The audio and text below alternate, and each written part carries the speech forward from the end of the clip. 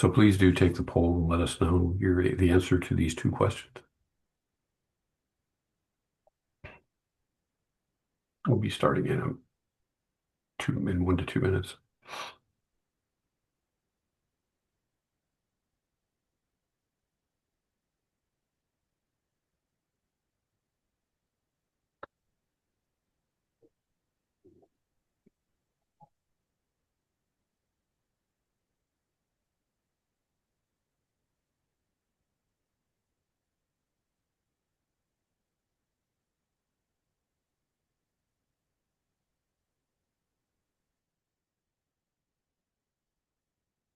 If you're just joining us, please take the poll. We'll be starting here very soon.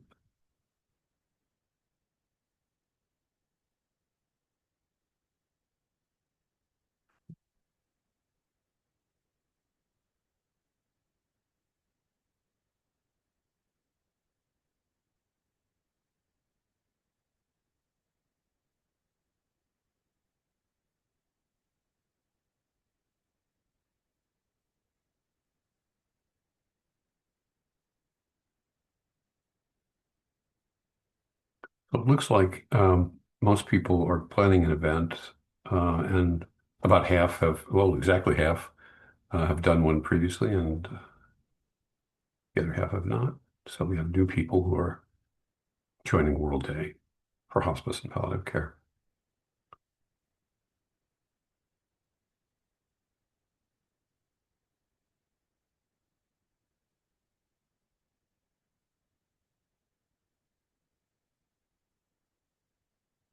Okay, we're going to wrap up the poll now. If you have a last chance to answer the poll, we appreciate your helping out with that. All right.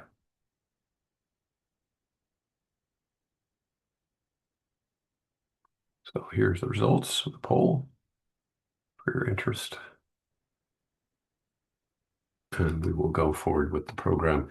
I want to welcome you to our annual World Hospice and Palliative Care Day webinar. We're also launching the toolkit today for World Hospice and Palliative Care Day. We'll be providing, it's in English at present, but we'll be providing 5 other languages as we get those translated and posted on the website. This is the 20th year of World Hospice and Palliative Care Day. We began in 2005 with the first World Day. There were some events called Voices for Hospice that preceded that, but we are the sponsor for World Hospice and Palliative Care Day, the World Hospice and Palliative Care, Worldwide Hospice Palliative Care Alliance. But we do this in cooperation with the global palliative care community, including our International Children's Palliative Care Network, the International Association for Hospice and Palliative Care, PalChase, which is for humanitarian emergencies and situations, and the Public Health and Palliative Care International Organization. That's the home of compassionate communities. Our theme this year is achieving the promise, universal access to palliative care. Last year was the 10th anniversary of the passage of the World Health Assembly resolution on palliative care. And we were kind of saying, oh, how much progress has been made in 10 years? Right this year, it's more focused on the future of how do we achieve the promise of the resolution, which all countries agreed to at the World Health Assembly to build, to enhance palliative care throughout the continuum of care worldwide. Well, so we have actually made some progress. We still have a long way to go, but we went from about 25,000 providers. This is brand new in the press, sort of in review for publication in Journal of Pain and Symptom Management. But we went from 25,000 providers to over 33,000 providers in the years 2017 to 24, and went from caring for about 7 million patients to over 10 million patients, 10.4 million. So we are making progress, but the need is growing as fast almost as the growth of hospice and palliative care. We have a great program for you today. We have 3 speakers besides myself who'll be talking today. First, we're going to show a little video from Dr. Tedros, who's the Director General of the World Health Organization. for you to use in your promotion of hospice and palliative care for World Day or for general purposes. We're going to have a presentation from Dr. Helena Davies on the importance of including people with lived experience in all aspects of World Day events and advocacy for palliative care and universal health coverage, especially. We're going to have our programs manager, Elizabeth Matfeld, talk about some creative ideas for events you should consider, strategies for events.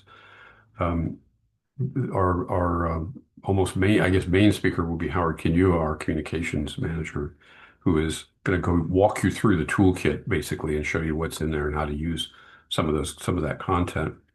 And then we would like you to put questions in the Q&A so we can engage with you around questions you have about how to do the work that World Day offers, and then we'll have closing comments. We really want you to participate in World Day. We had in 2024, I think it was actually, yes, 23, we had 233 events worldwide in 76 countries. We're always trying to grow World Day, so if you can help us get more events and more countries engaged, then we'd appreciate that very much. But right now, let me just proceed with a short video, I hope. See if I can get it. No. Oh my, always happens. Sorry about this. It's not showing me the video. Well, let's see if we can just play it for you. No, we can't see that, I guess, right?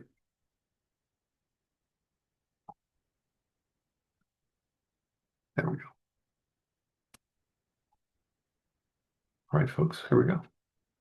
Dear colleagues and friends, on World Hospice and Palliative Care Day, we come together to honor the compassion and dedication of those who care for us and our loved ones when we're at our most vulnerable. Every person, everywhere, deserves access to quality care that alleviates suffering, especially at the end of life. Yet, nearly 60 million people a year still lack access to these essential services, and in many places, palliative care is underfunded, misunderstood, or unavailable. But we are making progress. WHO and our partners are working with government, health and care providers, and communities to integrate palliative care into primary care, to support training for health workers, and to make essential medicines available. Together, we're working for a world where every person facing serious illness receives the comfort, the respect, and the dignity they deserve. I thank you.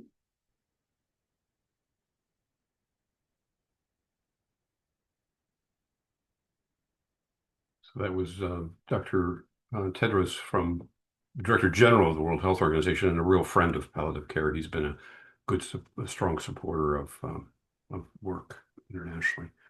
I will now turn it over to my colleague, Dr. Davies. I'm Dr. Stephen Connor, by the way, just Executive Director for WHPCA. But Helena, please get your slides up and proceed.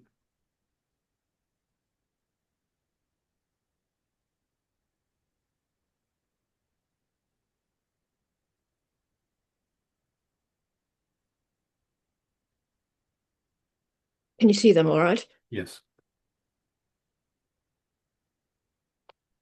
Sorry, just...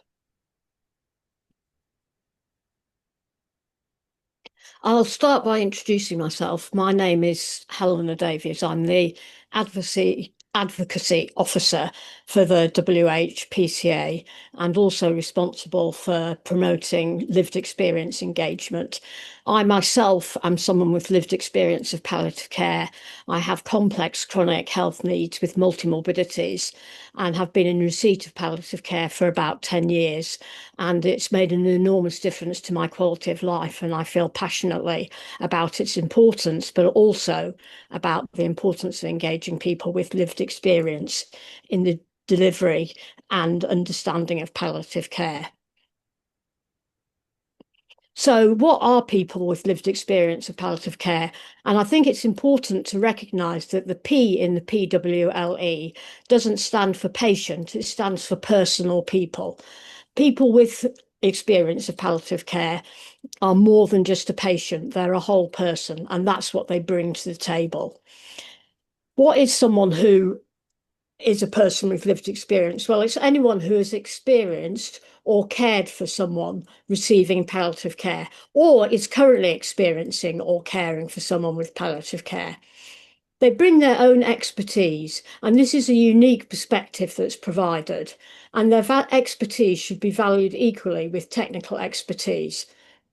It's the perspective that is provided by someone with lived experience has the same technical input into palliative care that from someone with a degree in palliative care has. It's a very unique perspective and one that we really should value. And the input should be meaningful, not just tokenistic. It's not just about ticking a box and saying that we've got someone with a seat at the table. It's about really having meaningful engagement. And that brings us to the question of what we mean by meaningful engagement. Sorry, my slides are. And the WHO has produced a great framework for meaningful engagement of people with living with non-communicable diseases, mental health and neurological conditions. And the work that's been put into that framework is directly applicable to palliative care. And I would recommend that you have a look at that if anybody is interested. It's available on the WHO website, and it's a very interesting and thorough piece of work that was very well validated and very useful for looking at how you engage people with lived experience in all aspects of healthcare. And meaningful engagement is about respectful, dignified and equitable inclusion of individuals with lived experience in a range of programmes and activities within an enabling environment where power is transferred to people.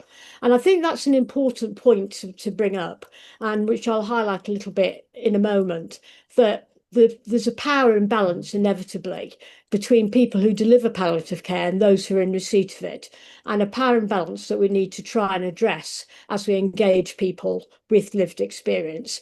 And as I've already alluded to, it's about valuing experience as a form of expertise and applying it, if it's relevant, to improve health outcomes. But in our context that we're talking about today, it's about applying it to improve the quality of delivery of activities on World Hospice and Palliative Care Day. It's about the meaningful engagement of individuals with lived experience on World Day to enhance the projects that you're taking part in. And the principles of meaningful engagement, which again are drawn from this framework, are equally applicable to the meaningful engagement of people with lived experience on World Day. It's about treating them with dignity and respect. Bear in mind that these people may be nervous, they may be feeling vulnerable, and they need to be treated with great dignity and respect. And as I said, the power and equity imbalance addressed. So as equal as possible power across the board between the individuals who are delivering the programme for World Hospice and Palliative Care Day and those who are providing the input from their lived experience perspective. And by institutionalisation, I mean that it should really be built into World Hospice Day, Hospice and Palliative Care Day, that the engagement of people with lived experience should be the norm, not the exception. And it should be relevant to the context in which you're delivering your programme. Well, I've already covered a lot of this. Why use people with lived experience? First of all, they have an authentic and unique perspective. They have the real voice. They make palliative care real to people. And they provide an understanding of what it means to be a patient or carer. And lived experience counts are often very powerful. People often remember them much more than they remember the technical information. They remember the story from someone who themselves has experienced palliative care, whether that experience be a good one or a bad one. And we shouldn't necessarily judge just use examples of people who've had a good experience of palliative care. It's also important for people to learn about how palliative care can be delivered better. So if you've got someone who's keen to contribute, but actually had difficulties with their experience of palliative care, don't feel that you can't use them. Still use them, because they provide a very valuable perspective and should not be ignored. And I think the other thing which is important is that they potentially dispel myths. If you've got someone whose quality of life has been greatly improved by palliative care and who's therefore able to step up to the plate and deliver part of a programme for World Hospice and Palliative Care Day, that potentially dispels the myth that everyone receiving palliative care is lying gasping their last breath at the end of life. Palliative care is not just about end of life, it's about the whole trajectory of illness. As I said, I myself have been in receipt of palliative care for 10 years. And it's not just about cancer. And I would encourage you to try and use people who've got other healthcare problems as well as cancer, who've been in receipt of palliative care or who have cared. And let's not forget children and adolescents and their carers. Who can help you out from a lived experience potential with perspective with World Hospice and Palliative Care Day? Well, basically, anyone with lived experience has got the expertise. Emphasise to them that they are equal to the technical experts and that their input is valuable, whatever it is. And it's an opportunity for them to tell their story. I think that's really important. People often feel very shy and embarrassed about standing up and talking to people or being filmed or even writing something about their own thing. But if you can really emphasize to them how important it is for them to share their story, and that this is an opportunity for them to share with other people what value palliative care has been to them, what palliative care means, and how it has enhanced or otherwise their quality of life. But also bear in mind that this may be the first time that someone has done something like this, and they may need support, both practical and emotional. So be prepared to help people out and provide them with guidance and support. And how are you going to find them? That's always the question that people ask. Well, you find them by asking. Approach your local and regional palliative care associations and ask them if they can put you in touch with somebody. They may well have lived experience members of their trusts or boards or workers working as volunteers with them who would be willing to help or identify other people. Ask palliative care, health and social care workers whether they've got anybody who they can think of, who they think might be suitable to contribute to World Hospice and Palliative Care Day and would be willing to tell their story. And use the media, advertise on the radio, the newspaper, social media. And there's guidance on how to do that in the toolkit, which Howard will be telling you about later. Films are a particularly powerful way to include people with lived experience. They provide insight into lived experience of palliative care. And the World Health Organization has produced a number of videos and films as part of the Meaningful Engagement of Lived Experience programme for non-communicable diseases. And they're available on the website if you want to have a look at them. They do have the opportunity to use specialist equipment, but you don't need specialist equipment. You can very easily record them on mobile phones, and technical tips on how to do this are available as part of the toolkit. And you only need a very short video for it to be impactful, 1 or 2 minutes. I mean, the video that we just watched with Tedros was only 1 minute, and that gives us messages to take away. So videos that are 2 or 3 minutes can be tremendously impactful and really give people memories to take away with them that tell them about palliative care and are a very important part of World Hospice and Palliative Care Day. And use the media generally. Telling a story is often the most powerful way of getting a message across, and it makes palliative care and end-of-life care real, as I've emphasised, rather than abstract, and often a rather scary concept. People often shake in their shoes when people raise the issue of palliative care and think it means that they're instantly about to die if they're being offered palliative care. And I think being able to dispel this myth and make it into a real concept rather than an abstract, scary one is a very important way that you can use people with lived experience in World Hospice and Palliative Care Day. I think including photographs, even in written pieces of work where possible, is really helpful. Again, it brings it to life. And don't forget to get signed consent. And tips on how to produce a press release are included in the template, and a template for a press release, which you can modify, are included in the toolkit. So there's guidance there on how to do that. And although that's not guidance specifically for people with lived experience, it can be used to produce press releases about people with lived experience as part of advertising, if you like, advertising for your World Hospice and Palliative Care Day. So in summary, please include lived experience if at all possible. As I've emphasised, this should be the norm rather than the exception. Value their expertise equally with the professionals. They provide a unique perspective and one that only people who've really walked the walk can provide. Remember to treat them respectfully and with dignity, trying to address the power imbalance and provide equity between the professionals and the people with lived experience. Give them the opportunity to tell their story, but providing them with support and enabling them to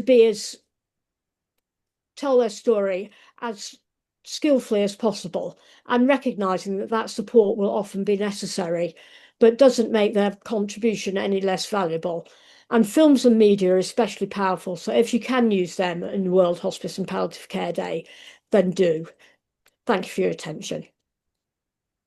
Well, and thank you very much, Helena. I think from our experience, people with lived experience actually are absolutely the most effective advocates for palliative care. Yeah, people remember them. Yeah. You can close your slides now.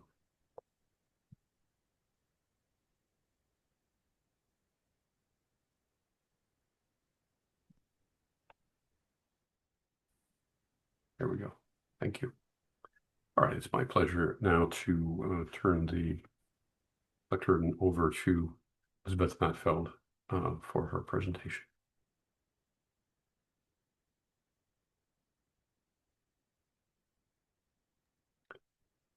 Okay, and is it showing in full screen now? No. Just Yes. go down to, there you go. That's good. Yeah, excellent. Oops. Hello, everyone. My name is Beth Matfeld. I've been working with WHPCA now for more than a year, which is great. It allows me to keep my hand in some of the international work that I originally started doing through the United Nations Office on Drugs and Crime. I wanted to share a little bit of maybe some inspirational words, some thinking about how to plan and get started for your events. With the poll that Stephen did in the beginning, I think that about half of the people are people who have done an event before and half are people that are new. So hopefully some of the things that I'm going to say will be a little bit of a review, but also will give people a chance to think critically about how to maybe improve or to get more people involved in the event for this upcoming year. So I'm sure that Howard will go through this, but October 11th is the day that we're aiming for.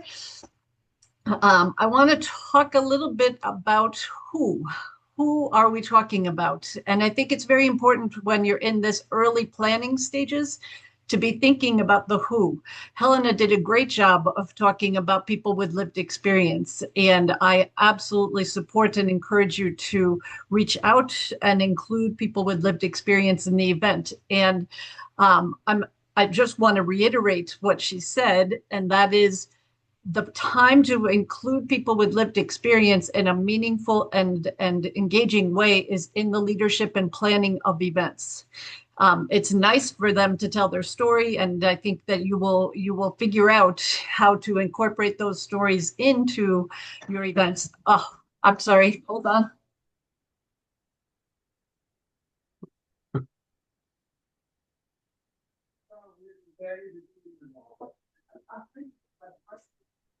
Sorry about that.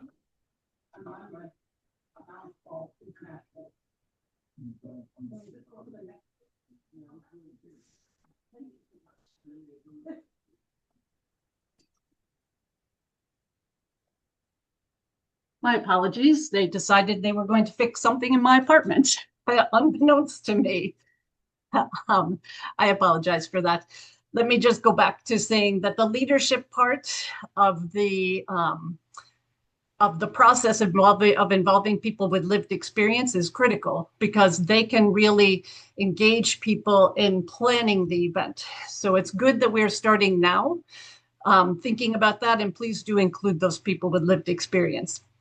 Most of us have planned events before.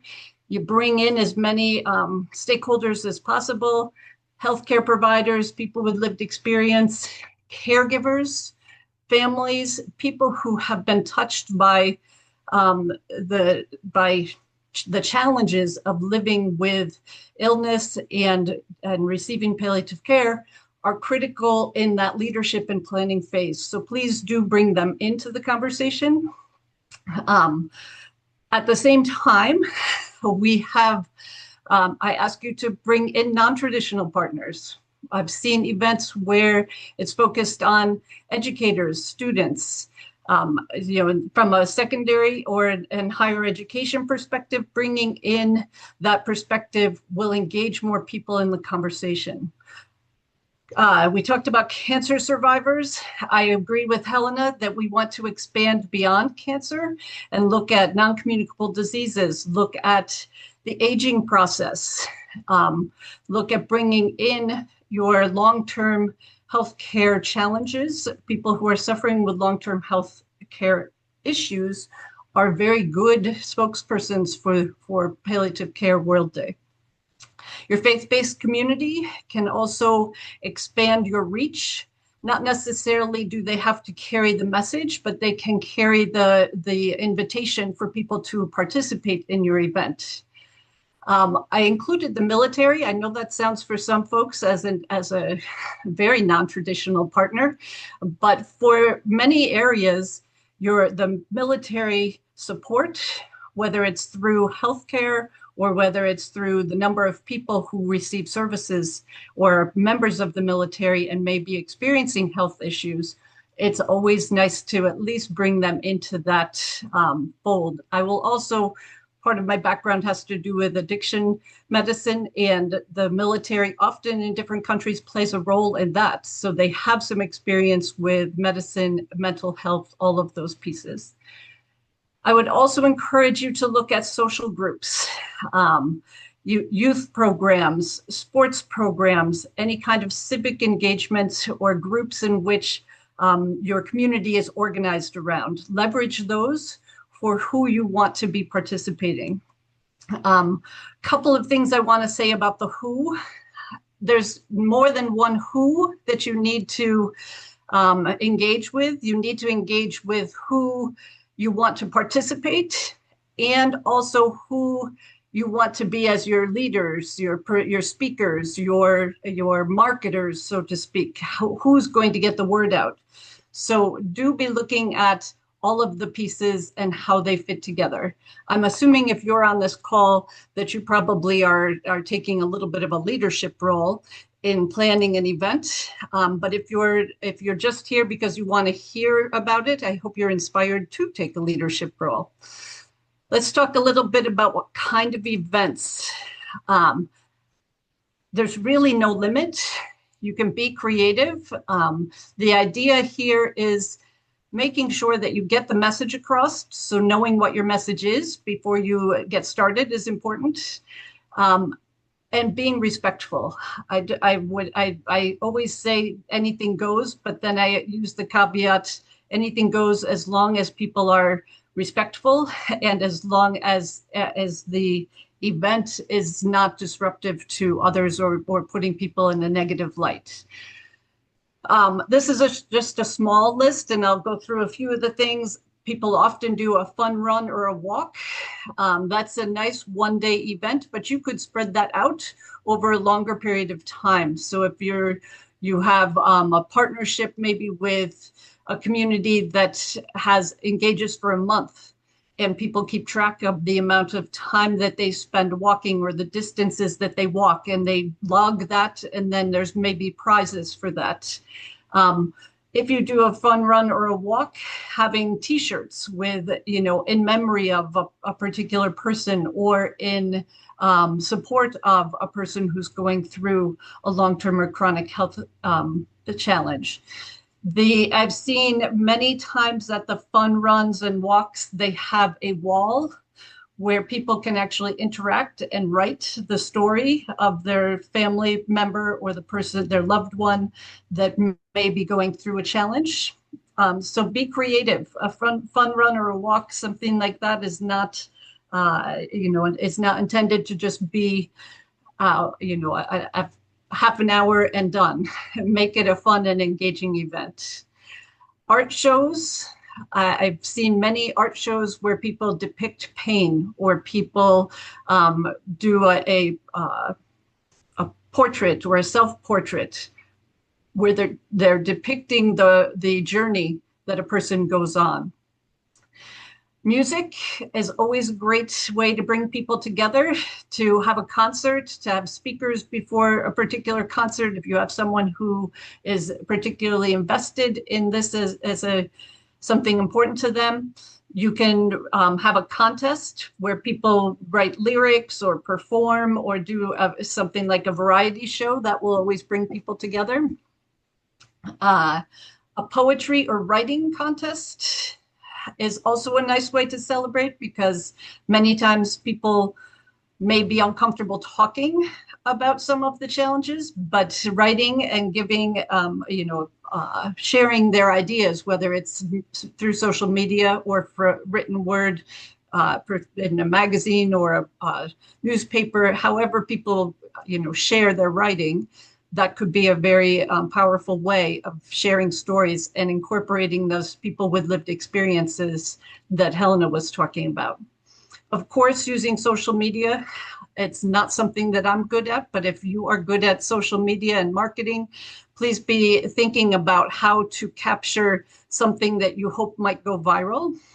I always encourage you to think about an intergenerational event, something where you're bringing together maybe an aging population with a group of youth or young people, and doing that together. So if you do that fun walk, try and pair people up in an intergenerational way. Another way to incorporate the youth might be through a technology challenge, or asking them to create TikTok videos or whatever is the particular. I'm a little too old to be knowing exactly what the youth are doing these days, but whatever way they're communicating, to ask them to be involved in this conversation. There are also things where young people will get together and do some problem solving, and how technology can be involved in problem solving. Do think about how to bring them into this conversation, because youth are the future of how we are going to face some of the health challenges. And so engaging them at a young age to think about the importance of this type of care, I think, is critical. Bringing people together to have a community, we'll say dinner. It obviously not all together eating in one person's house, but bringing people together over food is always a positive way to celebrate. Of course, traditional information fair. It may help you to organize around a particular theme. So in this time, we may be looking at merging our World Day events around what may be a theme that is important in your country or in your region at the moment. So aging, NCDs, cancer, pain, mental health, any of those kinds of things. And I will also share that my personal preference is to move people in a positive direction, and looking at it as a healthy day celebration versus really focusing on some of the negative aspects. But that's your preference. It depends on what works for your community. I will leave you at that. I really apologize for the interruption. I think I've lived in this place for more than a year and never had my doorbell ring. So I'm, of course, it always works that way. Thank you for your participation. Good luck with your events. You can always reach out to me if you're not sure if something would work or if you just want to talk through your ideas. I'm more than happy to listen and give you some of my thoughts. Thank you. Thank you very much, Elizabeth. And I guess, this is Murphy's Law. that things will always happen when you least expect them. I'm happy now to turn over the podium to Howard Kinyua, who's in Nairobi, Kenya. And Howard will give us a review of the toolkit. Thank you very much.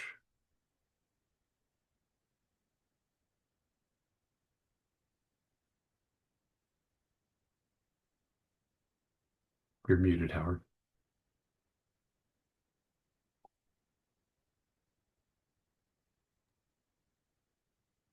Miss, just trying to share my screen. Just a moment.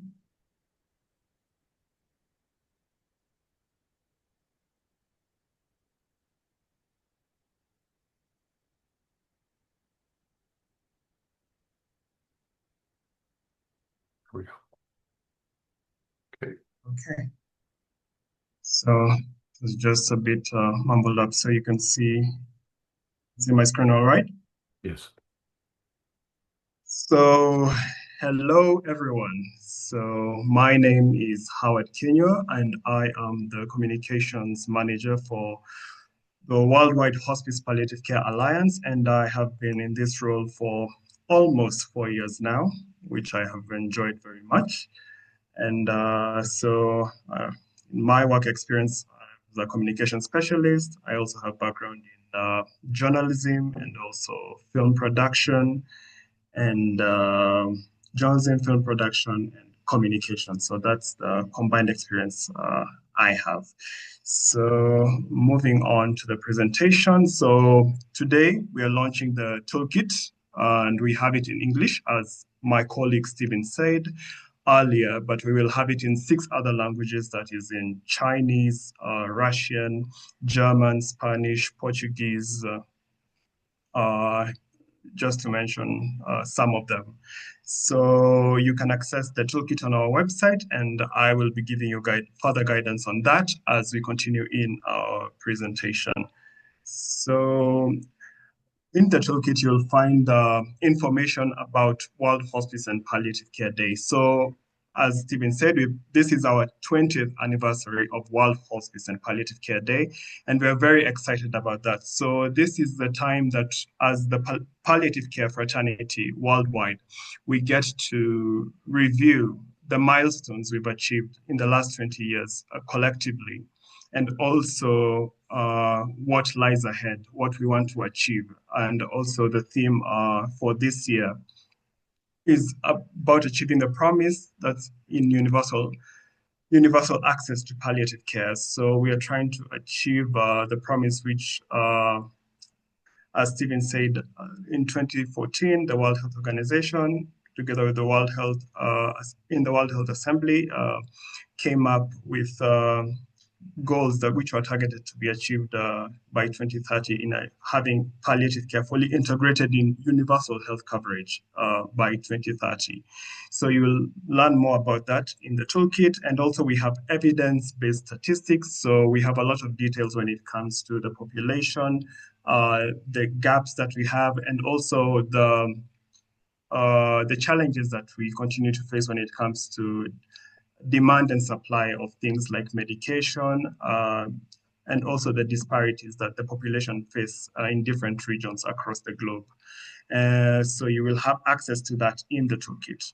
So World Hospice and Palliative Care Day is an important day. So advocacy happens throughout the year, but we take this day once a year to just focus on, as I said earlier, what the achievements we've made and also the gaps which remain.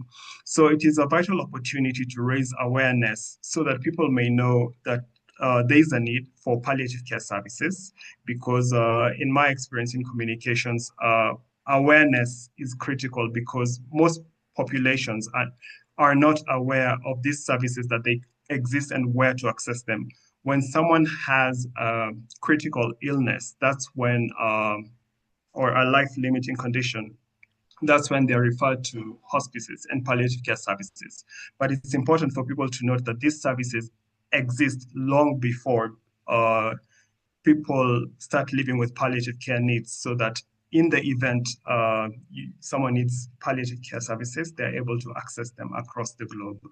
So in the toolkit, you will also find sub-themes and campaign key messages. So the sub-themes are derived from the main theme, and they just help to break down or water down, not to water down, I beg your pardon, to break down the theme so that you are able to understand it better. So one of the sub-themes is empowering people and compassionate communities. So we need to have a, excuse me, you need to have compassionate communities all over the world so that we are able to coexist as a society, to have compassion for people living with palliative care needs, and we're also able to understand each other better and accommodate each other in our society, to be able to understand the challenges that people face living with life-limiting conditions and how we are able to empower them and and coexist as a society. But the main thing here is the support that's needed for people living with palliative care needs. And so another critical thing is policies. Policies we have seen throughout the years when it comes to implementing palliative care in universal health coverage programs and packages. Countries which have palliative care policies have made strides, significant strides. For example, Taiwan moved from 2010 to 2021, was ranked 14th, and now it's currently third globally and the first number one in the region of Asia. And so the goal is to have palliative care fully integrated in universal health coverage across the world. So palliative care is a human right, and we need to make this universal. As I said earlier, awareness is very much needed across the globe, because usually you find this knowledge is people who have knowledge about palliative care services are in the palliative care fraternity and also the medics. And people should not suffer when they have life-limiting and life-limiting conditions, because this is unnecessary suffering, which can be prevented when we have knowledge about palliative care. Even in the medical fraternity, we also need education, people to be educated to know how to deal with people living with palliative care needs. So the key ask for this year is full integration of palliative care into healthcare systems in the next 5 years. And in the toolkit, it's an interactive toolkit where you will find an icon where you're able to click and you can give a plan of action. So that will lead you to the website, and we will ask you, so what key action do you plan to take this year?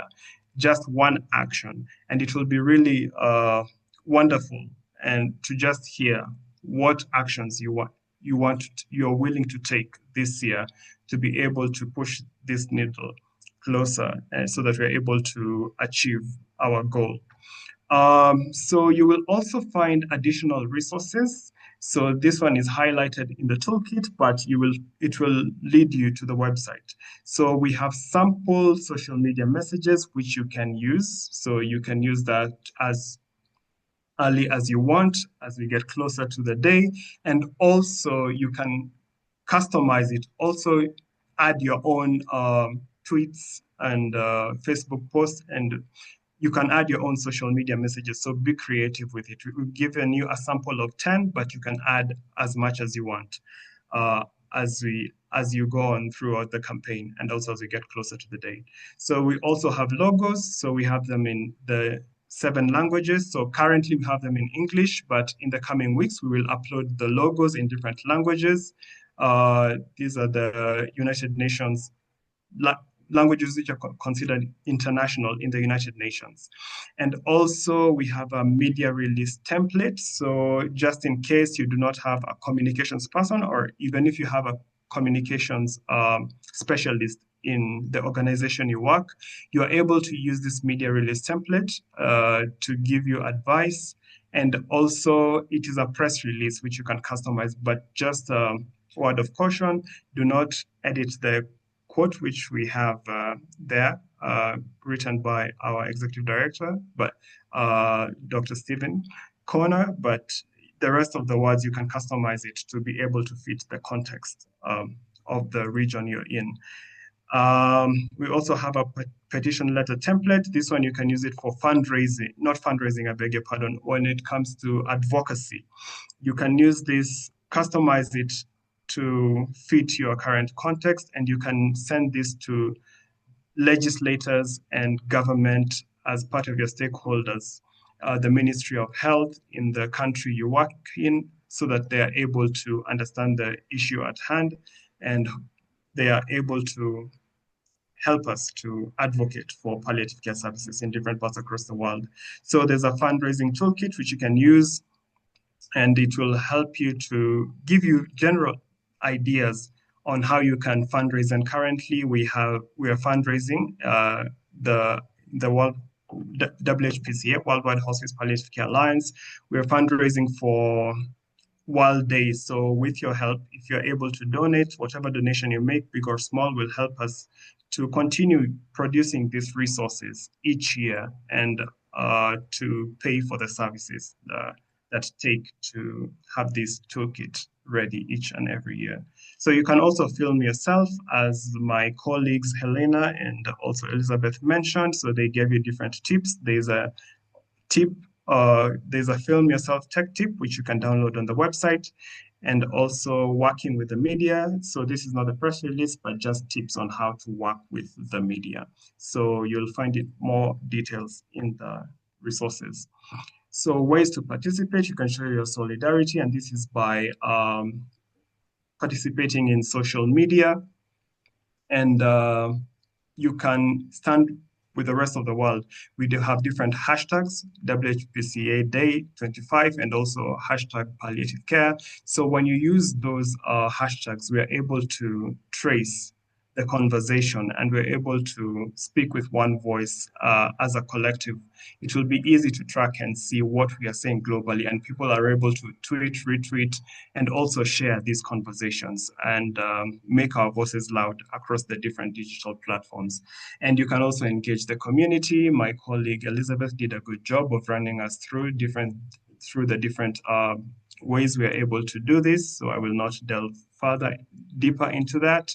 And engaging the media is a good way of advocating, because when when engaging the media, you're targeting different stakeholders, and most of these stakeholders are decision makers, and these are people who usually watch the news, and even the general public will be able to see your work and to have that awareness of the current work you're doing when it comes to advocating for people living with palliative care needs, and also the challenges that are faced within the country. And it will really go a long way when it comes to advocacy. You can also record a short video. So there's a tip sheet in there, which you can download. So my colleague Helena did a very good job in that, so I will not delve into that. You can also engage different stakeholders, the Ministry of Health, government, because when it comes to policy facilitation, government is really critical. The media, which are there, people living with palliative care needs, hospitals, and so forth and so on. So there are different stakeholders who you can engage to help you in your advocacy efforts. And also you can reach out to public figures who are able to amplify your voice and help you in advocacy. So it can be critical because many people hold different offices or different platforms in different sectors, are able to amplify your voice, and that influence they have will go a long way in amplifying our voice in advocating for people living with palliative care needs. So you will also have tips for organizing an event. My colleague Elizabeth did a good job there, so I will not delve into that. You will also have a fundraising fund. As I said earlier, the WHPCA, we are running a campaign to raise funds for World Hospice and Palliative Care Day, and it will go a long way if you are able to donate because you're part of the UK Big Five. And also you will find resources on campaign branding inside the toolkit. So I'll give you just a few tips on communications when it comes to communications advocacy.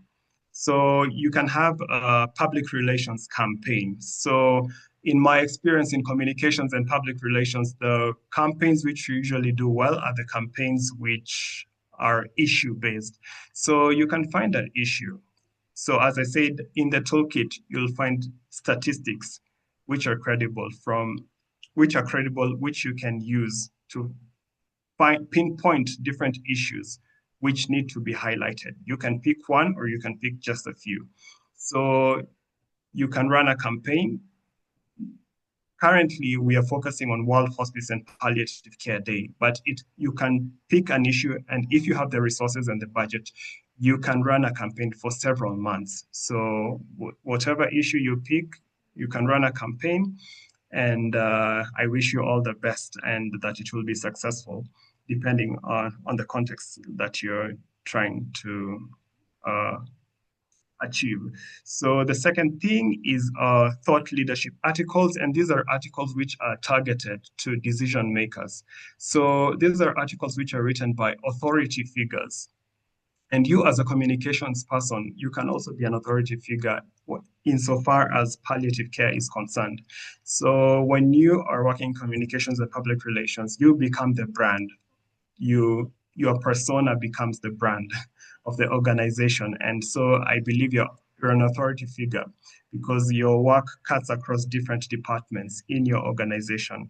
And what thought leadership articles is external communications. And as I said, you should target key decision makers when you're writing these articles.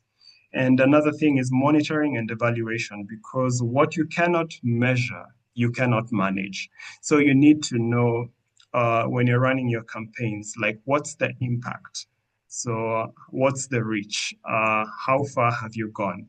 And what needs to be improved when you're reviewing the campaigns which you're going to run. So management and evaluation is very, very critical if you're going to make progress in your advocacy.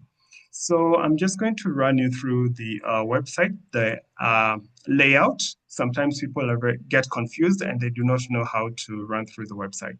So you will click, when you want, you go to www.whpca.org and you will find the display and you'll go to the World Day menu. So I have underlined some of the key areas to look at. So if you want to access the resources, I have underlined here in blue, Resources 2025. You can find all the resources which I mentioned throughout my presentation, I beg your pardon. So then you will find, if you want to see the events or register your events, and we encourage each and every one of you to please register your events on the global map for World Day. So I have underlined in red on the left. So you click there, it will lead you to the map, and then you can add your event. Then I will add it to the map, and it will be displayed on the website. And then another thing is adding your story, which I have underlined in black. So we'd really love to hear your stories. So any story concerning World Hospice and Palliative Care Day, you can click on that button and then share what you've written, and I will be happy to share those stories on the eHospice platform, which is a global platform which is known widely in the palliative care fraternity. And we will be able to display the works that you're currently doing, the advocacy that you're doing, and we welcome you to please share your stories. It is really important for us to know what's going on around the world. So also on the website, so when you scroll the website, when you scroll the page, which I have shown you in the previous slide, you can also download a wealth of resources. I have highlighted that in a maroonish at the bottom. So you're also able to click there and it will lead you to the resources page. Then finally, this is the display. When you add your event on the website, we are able to have a sneak preview into the global events which are happening all over the world. So we welcome you to share your events so that we can have them on the map, which will also help us, as I said earlier, in monitoring the evaluation, just to know what's the reach when it comes to World Day globally. So with that said, I'd like to thank you for making time and for listening to this presentation. And I wish you all the very best as you prepare for World Hospice and Palliative Care Day 2025. Thanks very much, Howard. We have just a few minutes left for questions, and there's a couple of comments in the chat about accessing slides and such. We'll put together the slides and put them on the website, and the recording will go of this event for those who registered and didn't make it, or anyone who wishes to see it will go on our YouTube channel. Just a couple of things to note. The World Day is the 11th of October, and we prefer people to have their events on that day, but if there's some logistic reason, doing them within, a week or two of World Day and will still count as a World Day event, if you need that flexibility. Also, we suggest, if you can, to make contact with your local WHO country office. And if you're having an event where there are speakers, request someone from WHO to be a speaker and to speak at your event. If there's any problem with that, we can go through. We're in official relations with the World Health Organization as a non-governmental organization, non-state actor, and we have access to WHO in terms of asking them to help with this or that, and we help them also by publishing the Global Atlas for Palliative Care, which you can also get off our website. That's the second edition. We're going into the third edition shortly. Are there any other questions that people have? Let's just check. We have another question, it looks like. Oh, okay. Thank you, Obang, for letting us know you're going to have an event. Though you missed the poll, that's okay. We hope all of you that are attending will think about planning an event. There's time to plan now. We have the resources to help you through the toolkit that Howard shared. And as Beth said, if there's a problem where you need our assistance or need to contact us, please do so by email. And on that note, we're just about to sign off for this webinar. And we really thank you all for taking the time to come and join us and listen. And hopefully this has been useful to help you in planning for your events. It's so important to get public, to get the public to know more about palliative care. So people will raise funds sometimes. Shem, do you want to put your note in the chat? I've just lost you. We're running out of time here, so if you could email us your question, that would be great. And now the time is up for us, and we're going to have to go, I'm afraid. So thanks again for coming. Take good care, do good work, and keep in touch. Bye for now.